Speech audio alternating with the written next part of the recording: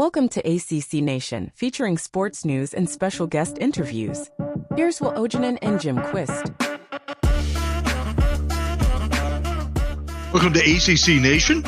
That's Will Ojanen, and I'm Jim Quist. Good to be with you. I'm from New Orleans this week. Might be here next week, too. Never know. We're in the same time zone. How about that? It's amazing. For once. Yeah, right? We're both centrally located. You in the northern section, I'm in the southern section. Where they both have really strange accents to people.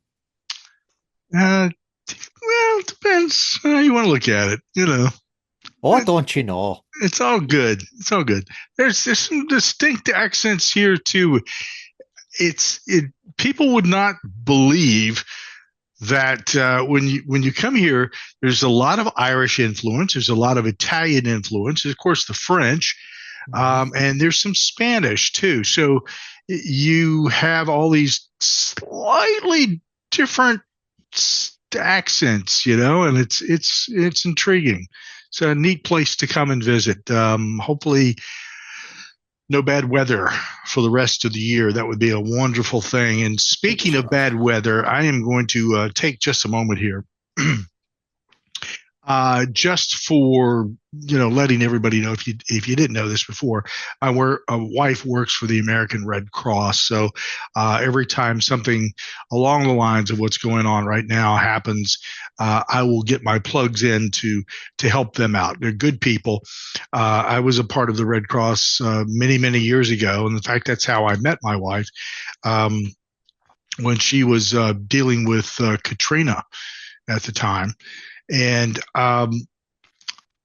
let me just say that you may not have seen a lot of this on television or heard about it or read about it in newspapers, whatever. But folks from Florida, Georgia, Tennessee, South Carolina, North Carolina, I mean, this stuff goes all the way up into even Ohio, got hit. It was horrendous. Now, when I worked for the Red Cross, I would go into flood zones and tornado zones and a lot of other things. So I've seen some horrible things. In fact, I used to be a rescue captain, so I've seen a lot of stuff. And let me just tell you, the area in particular that I've seen the most of, which is Asheville, North Carolina. I've been there numerous times. I have an acquaintance who lives there. Unbelievable.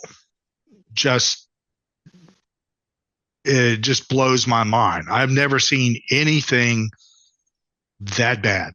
So they need your help. Any way that you can do that is fantastic. If you'd like to help out the Red Cross, here's a very simple way to do it. On your phone, all you need to do is text Red Cross, altogether, Red Cross, to the number 90999. That's Red Cross to 90999. That will take $10 or put $10 on your bill for that particular month. So just keep that in mind. It's every little bit helps. And I know people in this country, if there's one thing that we do well, when our neighbor is in need, we step up. This is a lifetime event that's going to take. I'm going to be long gone by the time things are finally coming back around down in that area. There's that much destruction, and I really feel for those folks. Mm-hmm. Now, and one other thing I will tell you that I also told my sister, because my she's got a big heart, and she will do anything and everything for you. She worked with the fire department. Her husband was heavily involved with that while he was still alive, and they would go out and take good care of people. And she has been watching some of the videos that have come out of there. And it's just tearing her up. And I'm going to tell you something that I personally found that I had to do because of my exposure is that look at a little bit of it, get a little taste, don't go down that rabbit hole. Because if you do, it'll suck you in and it just tears you up. It creates problems for you that you don't need. They need your help and they need you to be strong for them. So that's something that you can do. So thank you for giving me a couple of minutes of your time to share this with you. And hopefully, we all can step up and do something special to help out these folks who are in need. So, that being said, let's get into sports. That's why we're here, and let's talk a little bit about the Atlantic Coast Conference football week. What a blooming mess! I mean, this is this is no excuse week, and I go down all these games and I go, there's no excuse, there's no excuse, there's no excuse, one after another. Well, there was one excuse. That's the Clemson Stanford game. But the rest, what is going on here? Let's talk about this Miami and Virginia Tech football game. And I'm sure we both have a few things to say about that. Miami coming out with a 38-34 win over Virginia Tech. An exciting game, to say the least. A very exciting game. And it was kind of fun to watch right up until that last moment.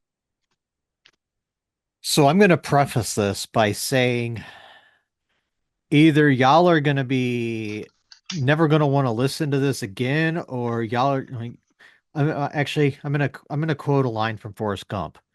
Are you crazy or are you stupid? What I've done both is, well, been podcasting you for how many years? So yeah. Well, also to quote, stupid is stupid does. That's right. But I've also what I've done was with each one of these games, I have inserted a song that describes either the game, one of the teams, something involving the game or situation. So, starting with this game, I've incorporated the country music band Diamond Rio's hit "Beautiful Mess" for this game because that is how I would describe the ending to that game. It was a beautiful mess. I I think the officiating kind of messed up the way the ending.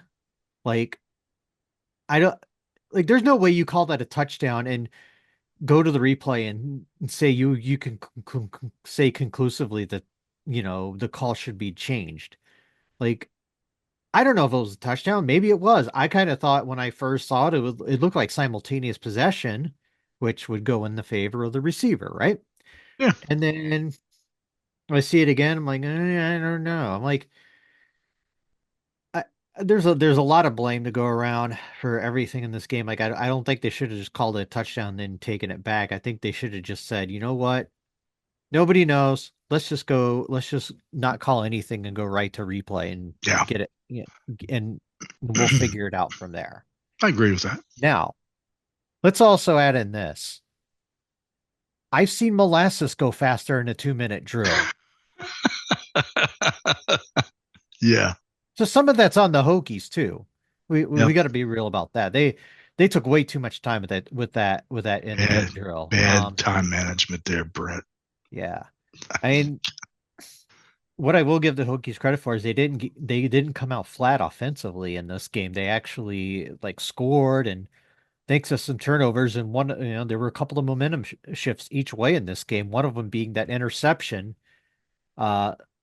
towards the end zone that would have made it like 21-7 and would have made me change the channel, but Tech intercepted it. They ended up going down and scoring to tie that game up, and that kept them in the game.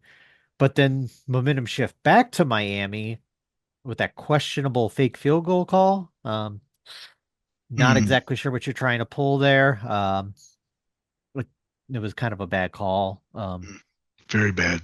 So it's like, Yeah, in some way, shape, or form, I thought the Hokies kind of got hosed by the call, but at the same time, they kind of shot themselves with some questionable decision making.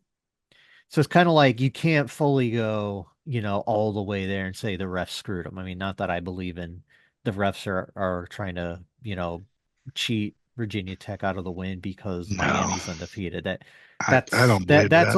that's a little ridiculous to me. Yeah, yeah, I Um, agree with that. That premise is a little far fetched, but I mean that's the reaction of fans. I mean that's normal. I get yeah. that. When your team loses, and especially in that sort of Mhm. situation, you know it's a it brings out that primal or that lizard brain, probably more the lizard brain part of you than anything in the way that you respond to it. And I think that people got a little bent. They got their knickers in a wad, as the old saying goes. I don't. Does anybody wear knickers anymore? Um, I just, I'm with you there. Uh, Will, it just, I watched that and I couldn't tell. So, benefit of the doubt for me was okay. Well, that ref really wasn't that far from that mess. Mhm. So it looked like you're looking down over top of it. Mhm. So that's the judgment they made. Now, in those situations, don't be so quick to pull the trigger when you're a ref, and but he may have had enough information in his brain based upon what he saw there. But here's the problem: when you call it on the field, and then all the stuff that you're showing to the public doesn't do anything to overturn it, then you got a problem. And that's exactly where Yeah. we got into And if they would have called it incomplete in the field and gone back and would have kept it at incomplete, cool. You know what? There was nothing there to change it to a catch. But that's kind of where I'm at. But so here's I wrote notes about in this particular instance, refs, refs, refs, refs, refs, refs, refs. Um, this isn't the only week though. Mhm. So um, the question starts to present itself. Should we be asking this question of the ACC's supervisor of football officials, Alberto Riveron? And when you look at his background, this guy is sharp. He's sharp as tacks. He's got a heck of a lot of experience. So my question is this: you can have a strong leader, but maybe you don't have the best training, or you're not going over this stuff enough with the guys, the men and women. May I make a point of that are refereeing football games or any other sports for that matter? I think in this particular instance, maybe you need to really start looking at your training and what you're doing, because nobody can have enough training. It's just as simple as that.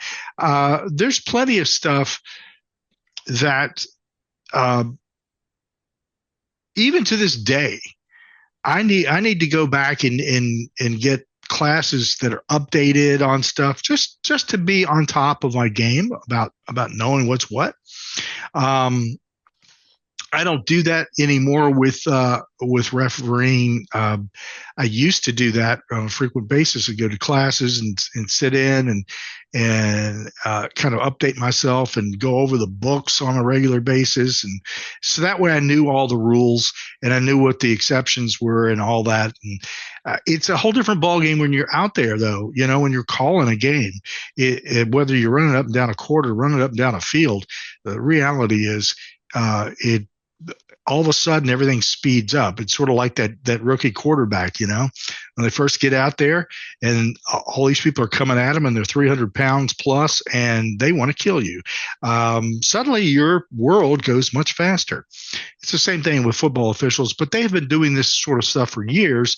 So you would think that their transition into this level of calling games should be on spot, but training is not a bad thing. So my question, I guess I would present to the supervisor here is that is there enough? Is it consistent?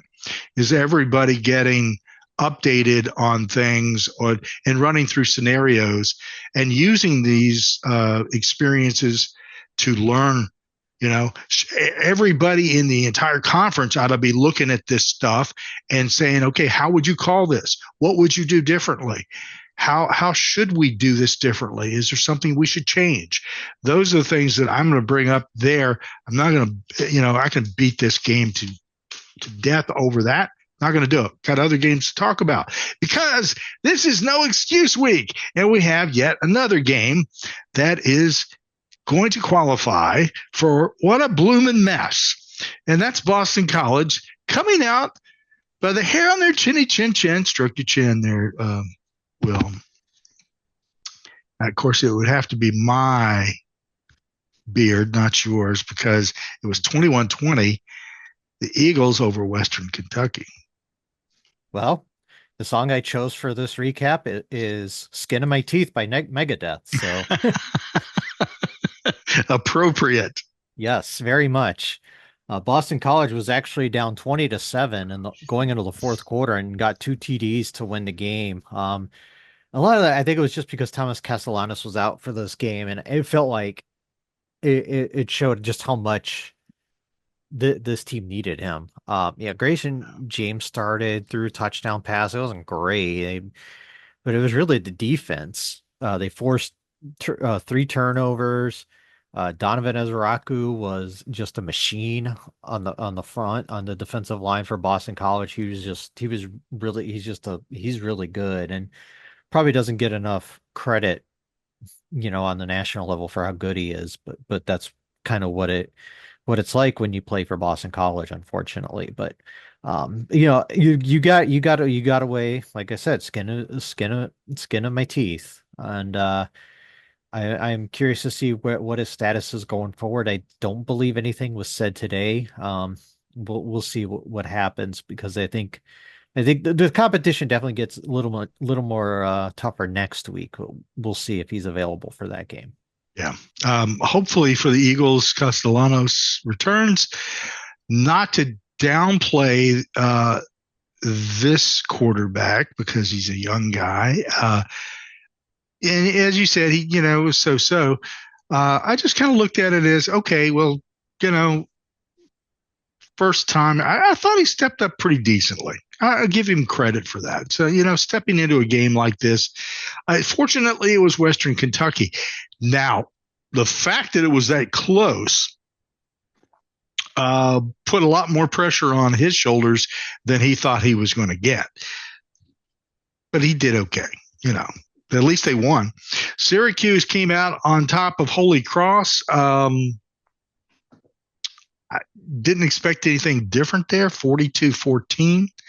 It was a little slow start, I thought, from Syracuse, but once they got going, they've got some playmakers on that team. They're fun to watch. Yeah. I chose for this game, I chose Tub Thumping by Chumbawamba because Syracuse got knocked down last week. They got back up again with this win over Holy Cross. Yeah, it's not much, but they outgained Holy Cross 541-203, outrushed them 125-9. Just do what you're supposed to do to an FCS opponent. The only concern I have is they did get Kyle McCord to get sacked 5 times. That is a bit of a concern, but still, you did what you needed to do in that game and got the win. And just for those of you who may be wondering, yes, I'm drinking a beer. Trust me, I need it for a variety of reasons. Probably would need the rest of the 6-pack as well. I'm not going to do that while I'm doing the show, but I'm Yeah, they're I'm the see, one being healthy. yeah, you're the good boy. Yeah. You can't see this because it's not going to show up. I don't have my green screen. It's I'm drinking Blue Moon Belgian White. Good summer Nice. drink. Yeah. Nice, light and kind of refreshing, tasty.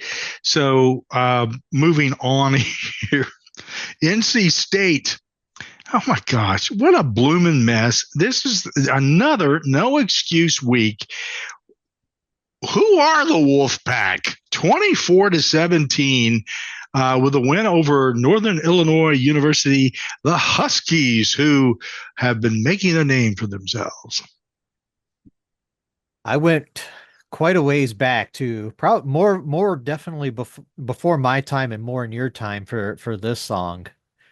The Love I Saw in You was just a mirage by Smokey Robinson. And Holy smokes. the reason I chose that song is I think we kind of fell in love with what NC State's offense could be. And it seems like at this point it is a mirage. Um, they got a whole they yeah, only 176 total yards in this game for the Wolfpack. That's normally not going to cut it. But getting four turnovers pretty much is exactly why they won this game. They were 1 of 11 on third down in this game. And that's usually not a good recipe for success. I mean, there's only one team in the ACC that has a worse offense than NC State, and I don't need to really, sit here and lay clues out who you think it might be because I think it's pretty obvious.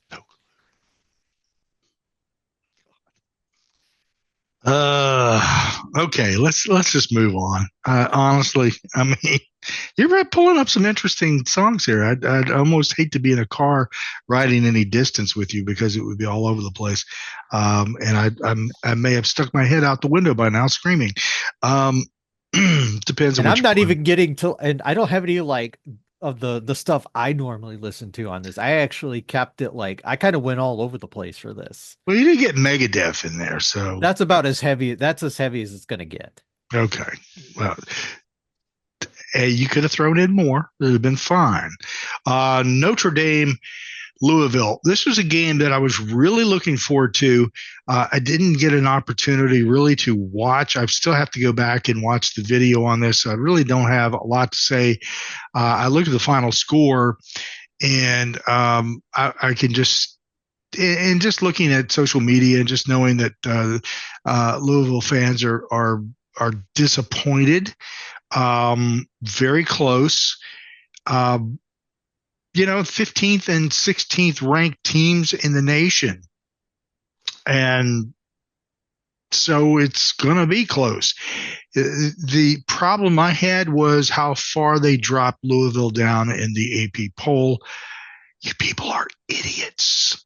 All right, final score 31-24 Notre Dame.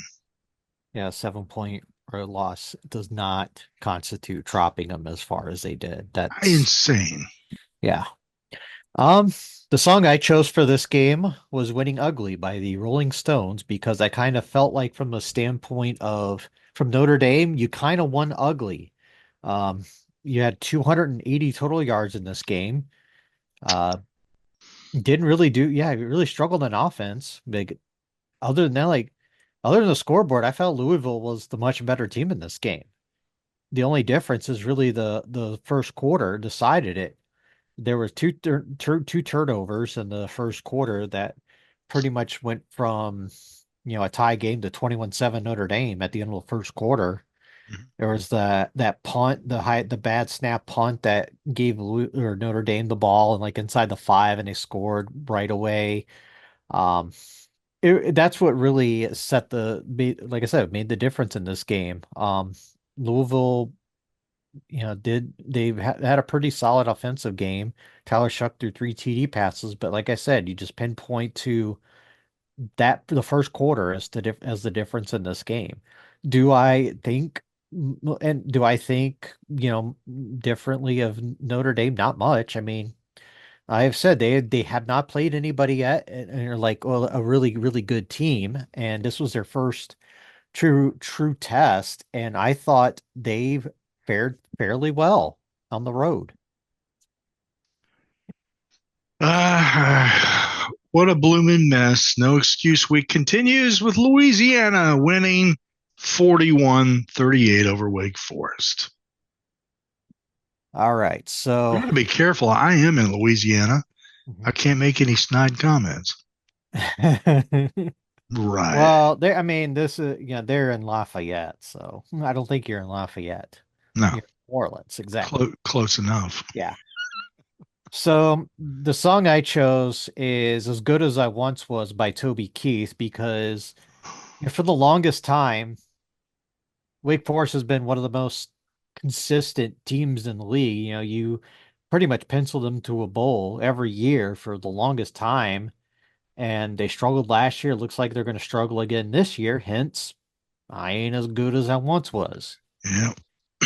Um, You the could really def just wrap it up right there. yeah, I mean, we talked about the score of this game. Defense was definitely optional in this game. Both teams ran for over 200 yards.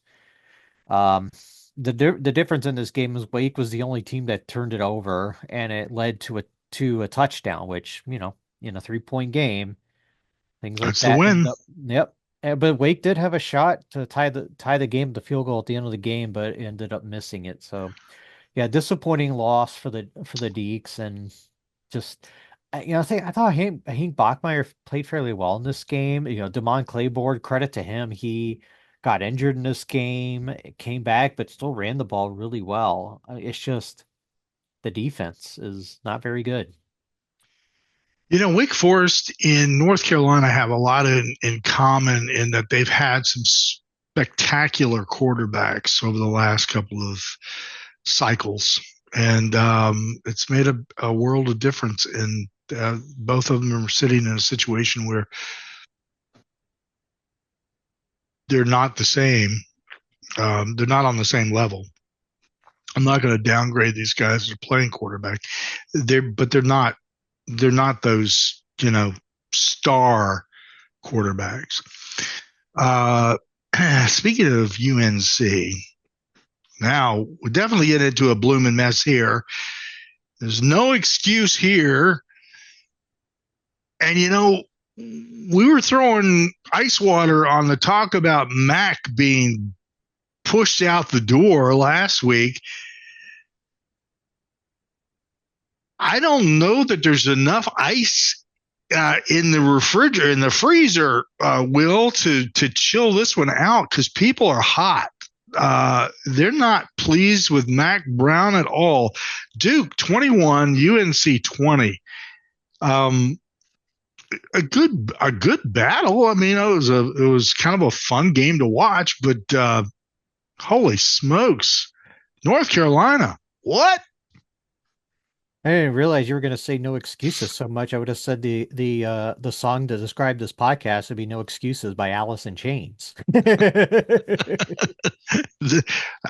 Maybe I'll play that next week. There you go. But the song for this game I chose was "Once in a Lifetime" by the Talking Heads. And before you get anything, there's a line in the song where the singer just keeps going, "Same as it ever was, Same as if same it as it ever was. was." And Yeah. I think that's a perfect description of UNC's defense. Yeah. Same as It's it ever was. No matter what they do, it's just same as it not getting was. it, the improvement's not there. And really about this game, it was a tale of two halves. First half, UNC had 220 yards, Duke had 97. It was 17-0 at halftime. Second half, Duke outscored North Carolina 21-3 and outgained them 297 to 187. Star Thomas, the running back for Duke, 30 carries, 166 yards. He's fourth in the ACC actually in rushing at this point, and I think he's done most of his damage in the last 3 games, really. Amari and Hampton, 103 yards rushing. He's been over 100 yards in 4 or 5 games this season. Basically, he is UNC's offense at this point. But yeah, I just I think we're probably going to see the end of Mac Brown probably at the end of the season. Yeah. I just this team is just kind of a mess, and I just don't know if it's going to get any better. Here's what I want to throw out here because I've been, again, I spent a lot of time reading and going through comments and some of it is like, you just skip over and click past and but there are some often people make some really relevant points, some great observations. And for you fans who do that and who share those, like whether it be on Reddit or on X or, on any other platform, thank you for doing that because I think it makes people think a little bit more about why things might be the way they are. And I've seen some conversations in regard to Mac Brown and why North Carolina football is the way it is. And it takes me back to the previous commissioner. And the presidents within the ACC understood they were tasked with, we need to improve our football programs in order to generate more income. Now, some of these presidents, their ADs, their coaches took that to heart, and the money started coming in, and they started doing something, and they did something with their programs, right? And delivered. I don't feel North Carolina did that with their football program. It's all fine and dandy that you brought Mac Brown back. I mean, that's great. But what else? I mean, seriously, what else? I mean, what have you done to improve that portion of your athletic department's efforts? It's got to be frustrating to people. I mean, good God, everybody talks about UNC it's a basketball school. Well, that's fine and dandy. Yeah, it can be a basketball school and continue to be a basketball school for the remainder of our lives. That doesn't mean that you have to bypass or overlook any other sports that you can be successful in. Football's a cash cow, people. That's what's making you the money. That's where you get in the moolah to make all this other nice stuff happen. And that includes basketball. So, get on board. Get on board and do something there, North Carolina. Change your program up. Whatever you got to do, start making the effort to say we're serious about our football program, and start putting wins up on the board and start being that threat that you could be, and that we know that you could be based upon the talent that we've seen come and go through those doors there. It's one thing to have a handful of talent, but when you start packing it all in there, and it's like a Clemson or like Florida State was a couple of years ago, where you just had this layer upon layer, and it's like one person goes down, you got somebody to step up who's just as good, maybe even better. That's what every program in the ACC should be doing if it's possible. And if you do that, it pulls in people. People equals money. And that's what the people at ESPN, CW, Fox, CBS, NBC, everybody wants numbers because they got to sell advertising. If you're not putting a product up that draws in viewers, fans, come on. I mean, do we have to repeat this year after year? It's almost like people don't hear it, or they don't want to hear it, or maybe they don't care. And if you don't care, why don't you just shut down your football program? That'll be okay. That's seriously, that'll be okay. Clemson over Stanford. I'll give to Stanford. They gave it a shot. And I tell you what, I've been so impressed with Stanford California, and SMU as additions to the ACC. I am so proud to have you three teams in here. Now, I know not everybody feels that way. Maybe even Will doesn't feel that way. I don't know. But I'll just tell you, personally, I think best damn thing ever. I love what's going on this year.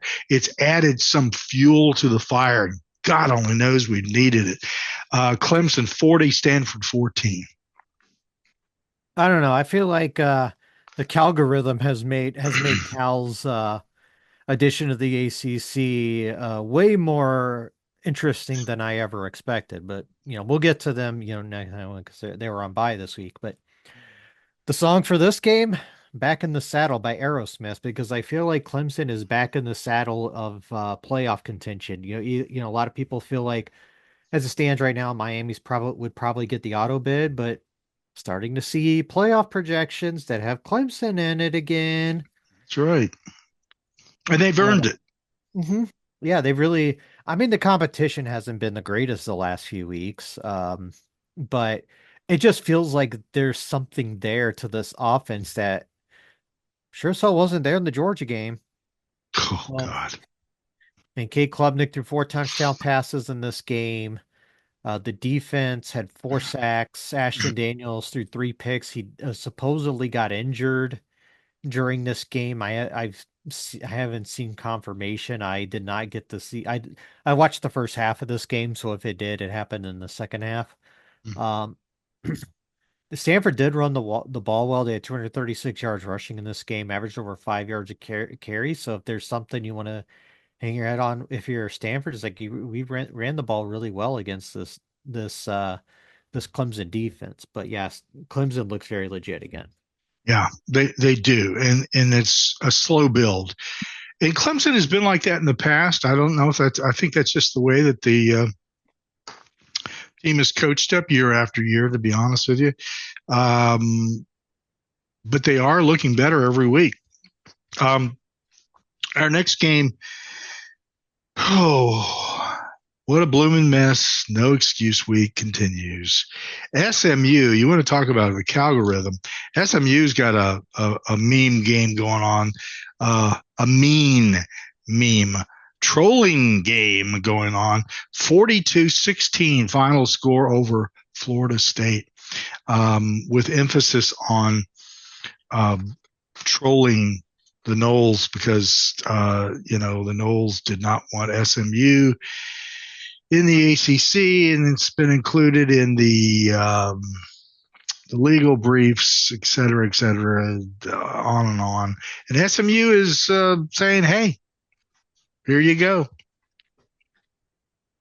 All right, so the song I chose for this is the song called "Better Days" by Citizen King. Kind of is more directed at Florida State because A, they've seen better days, and B, at the end of the chorus, he goes, "and the bottom drops out," which is kind of what's happened to Florida State this year. The bottom has dropped out. DJU threw 3 picks in this game that led to 21 points for SMU.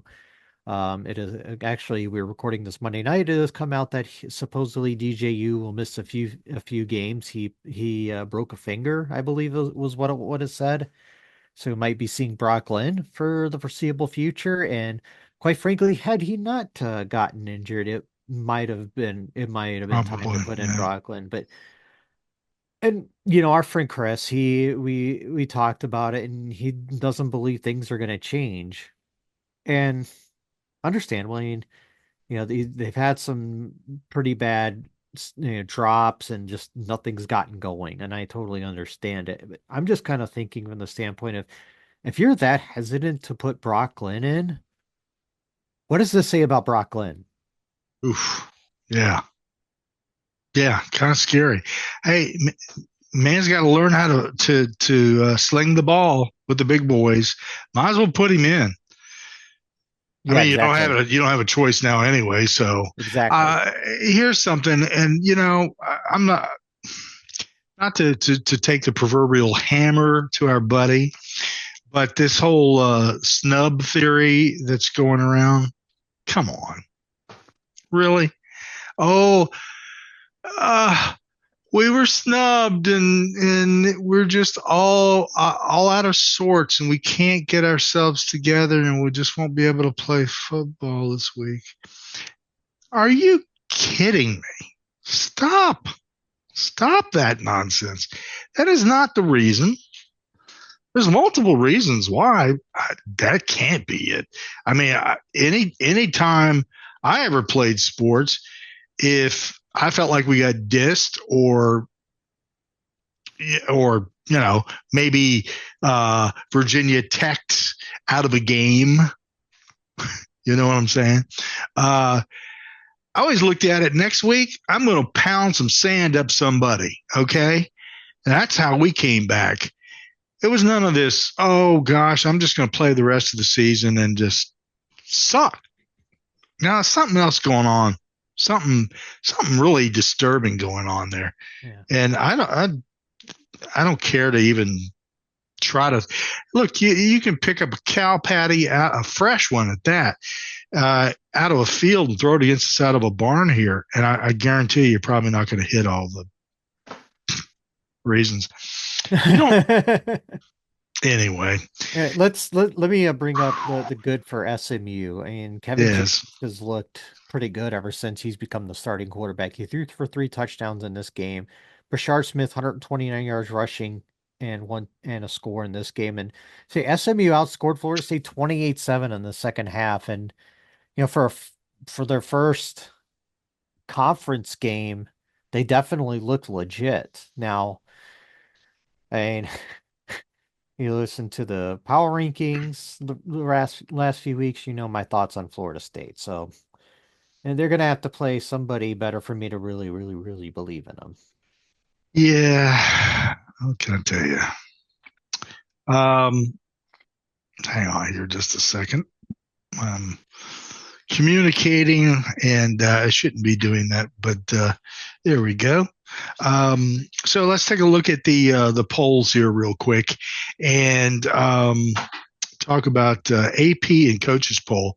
The crazy thing here is that we've got Alabama at number one on the AP poll. I mean, are you serious? I mean, and Texas is number one on the coaches poll. What is going on here? I mean, I understand the AP poll to me is like all over the place, and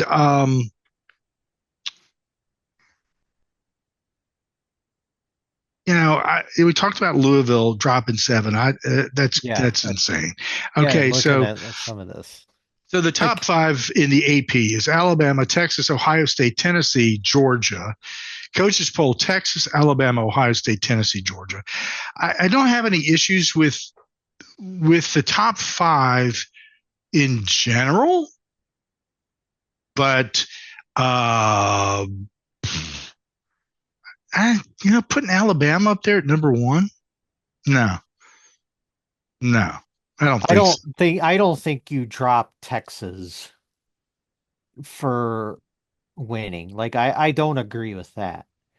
Alabama won by 7 at home against Georgia. Yes, they played much stiffer competition than Texas did, but I don't think you should penalize Texas for that. Texas did nothing wrong. Like I would have like if I definitely am more on the coaches poll side where Texas, Alabama, Ohio State, Tennessee, Georgia is the top 5. I definitely would be in lockstep with the coaches poll. Yep. Yeah, me too. I have tended to go more and more that way over the years, and I think with good reason. I think it's just a lot more accurate reflection of really the reality, and I think there's just a little bit too much. I'm not going to say should do coaches in yeah, SIDs. Yep. SID poll. Yep. All right, let's look at the AP teams, or rather not AP teams, but the ACC plus one teams on the AP and then the coaches poll. Number 8, Miami. Number 14, Notre Dame. Number 15, Clemson. Number 22, Louisville. And receiving votes at number 27 is Pitt. Number 29, Boston College. Number 37, SMU. Then we go over to the coaches poll. At number 8, it's Miami. Number 13, Notre Dame. 14, Clemson. Number 22, Louisville. And in the receiving votes category, 27, Pitt. 32, Duke. 35, SMU. 39, Boston College. Anything in that mix that that you see that maybe needs to be adjusted? Or I honestly think Clemson should be ahead of Notre Dame in the polls personally, just because they both have one loss, but Clemson's loss is to the team that is currently, top 5 in both polls, whereas Notre Dame's loss is at home to Northern Illinois, who was in the rankings a couple of weeks ago and is no longer there because they have lost a couple in a row. And I feel like, quite frankly, Clemson's been more impressive than Notre Dame. Yep. To me. Yeah. That's an astute observation. Again, you want to know why this is the way it is? Is because, I don't want to come right out and say that kind of stuff, but I mean, it's like, why is Alabama number 1? Oh, well, Alabama. It's because Powell said so. Yeah. And then we go down to, well, Notre Dame has traditionally always been there at the top. And come on, man. Really? The point that Will just made is it hammers that nail in all the way through that board in one stroke. If your team lost to NIU, who was unranked at the time, I mean, really? And it's not. And then you drop Louisville down to 7 spots. Hockey. Yeah. You drop Louisville down 7 spots for losing by 7 points on the road. Not a fan of, like, looking at the AP poll, I probably would have them right around where Utah is at 18. Maybe ahead of BYU. I don't know. They're definitely not ahead of, not ahead of Clemson, obviously, but I would say like right around 18, 19 for me is where I think Louisville should be. Yeah. My earlier statement stands in regard to, really. After further review, Jim's statement stands. First down. Oh my God. The refs can't keep their fingers out of anything. Jeez. Let's briefly we'll talk. We have absolutely gone off the rails this week. Yeah, that's a good thing. It's fun. Before we get into just a quick look, and believe me, it's got to be a quick look at the men's and women's basketball schedules, which were released. Let's talk real quickly about this coming week's football. Syracuse at UNLV. Okay. That's actually legit going to be a fun game. UNLV's in the AP poll, number 25. Syracuse obviously 3-1. Have that loss at home to Stanford. UNLV has a legit shot of being the G5 rep in the playoff this year. Even with all the stuff going on with the team with the quarterback leaving, they went out and beat the living crap out of Fresno State last week. Apparently, they didn't need that quarterback. Yeah. Quarterback weren't the problem, obviously. Yeah, if you're home Friday night, I would turn on FS1 at 8:00 Eastern and check this game out. This should be a fun game. All right. Next up is Wake Forest and NC State. I can see you're excited. Congratulations, you have found the sicko game of the week. Okay, let's move on. SMU is at Louisville. This might be entertaining. Oh hell yeah, this is one of the best games of the week to me in the ACC. SMU 4-1.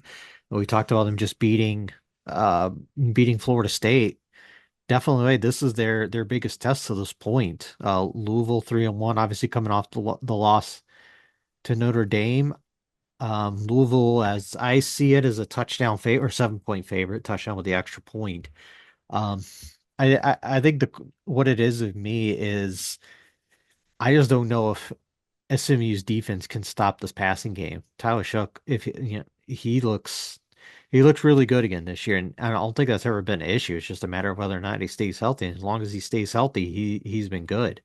Uh, I would probably lean with the Cardinals in this game since it's at home. Yep. Pitt at UNC Um, I I mean, the game being at Chapel mm, Hill is, yeah, probably. means nothing. Yeah, it means no. It probably just means there's going to be a lot of booze coming from the home crowd. Uh, just the way things have gone to this point. Um, Pitt's schedule is really favoring them. I mean, look at what they've done with to this point. They're the wins over Cincy and West Virginia are nice. Their UNC shouldn't put up much of a fight in this game. I definitely the fact that it's only a 3-point game is a little surprising in the point spread. I think Pitt wins by much more than that. Yeah, at this point, that's 3 points. That's when Scooby Doo walks in and goes, "Ooh." All Um, right. next game is Boston College and Virginia. This actually might be a nice matchup. We're gonna find out a lot about both teams. Definitely. The intrigue for this game is whether or not Thomas Castellanos plays. We talked about what he's meant to this team so far. I think he's accounted for a lot of their offense to this point. I my whole feeling about this game is if Thomas Castellanos plays, I'm taking Boston College. If he doesn't, I'm taking Virginia. Uh, yeah, that makes sense. Um, next, Virginia Tech at Stanford. Well, if Virginia Tech plays anything like they did this past week, um, you know, they should do okay. Yeah, the point spread in front of me has them as an 8-point favorite. That seems a bit rich for my blood. But like you said, if they play like last week, then yeah, I can totally see him getting there. But you've only done that once this year, as you like to invoke the state of Missouri. So I'm going to do it here again. Show Show show me me. show me you can do it again. Yeah. Um, we will have to monitor the Stanford quarterback situation. There's something out there that Ashton Daniels may have gotten hurt during that Clemson game. Nothing's been confirmed that I have seen to this point. So we'll see. I mean, probably think the Hokies will probably get this one on the road if they are definitely if they're the last week version of the Hokies that come out to play. Clemson, FSU. Uh, a game that we were all so anticipating, so anxious to watch, so excited for, and yeah, pull the rug out from underneath us. Man, this game had so much promise at the beginning of the season. We all thought this was going to be like the game of the year. This is who's going to decide who's going to be the home team in the ACC championship game. That's right. It's likely going to mean that Florida State is going to be one or two or after this week, or two losses from being ineligible for a bowl. Yep. Clemson is a 15-point favorite from what I'm seeing in front of me. This game being in Tallahassee, it is interesting. That does, maybe we'll see if that helps the home team in this, the Seminoles. But Yeah. I don't think so. I think Clemson's going to win this one pretty comfortably. Duke and GT.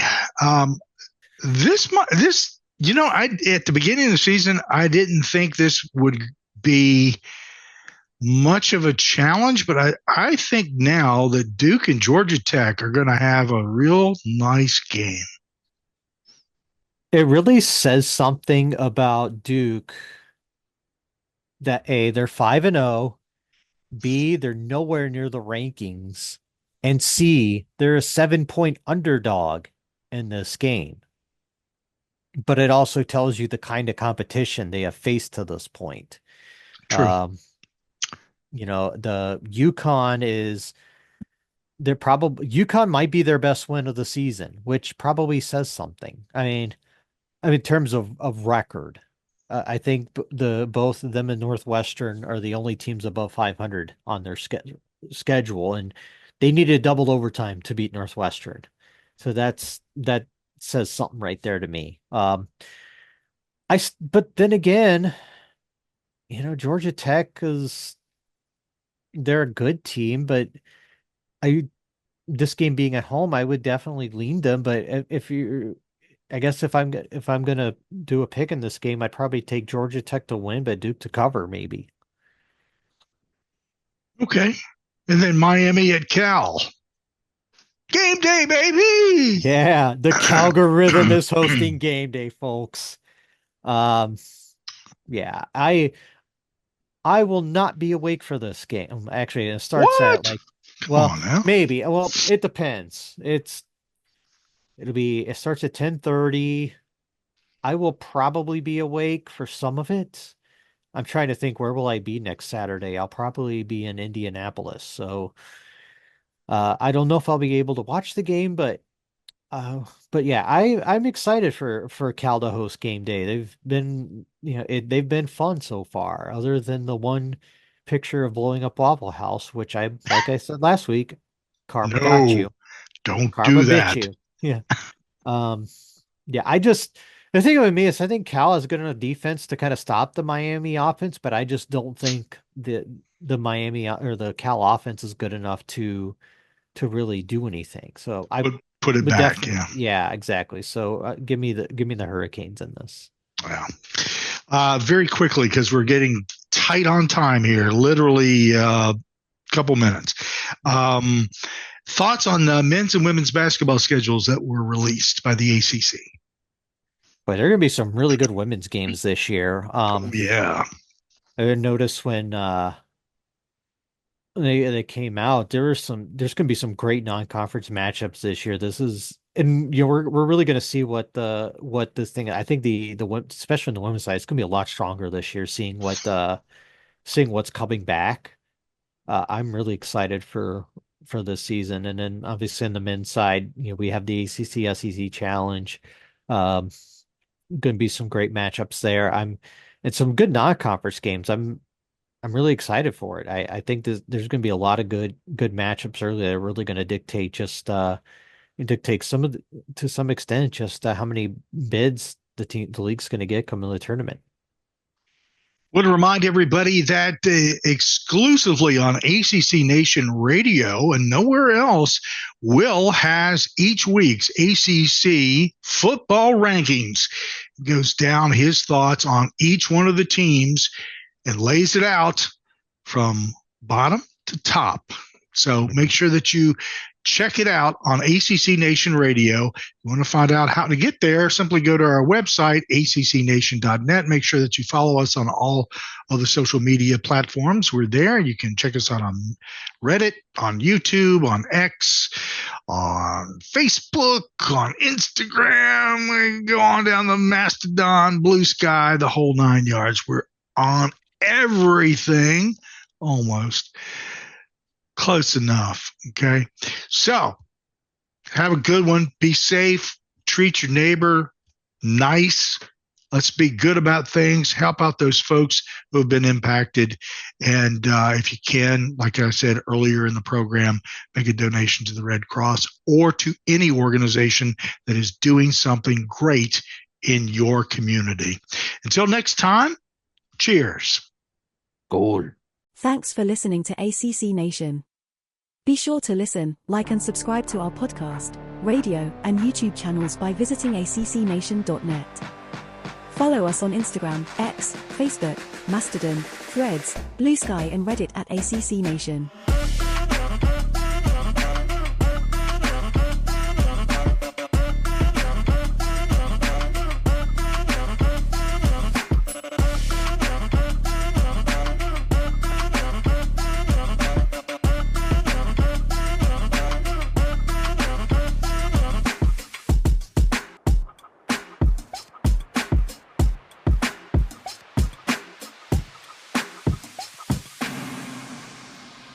ACC Nation.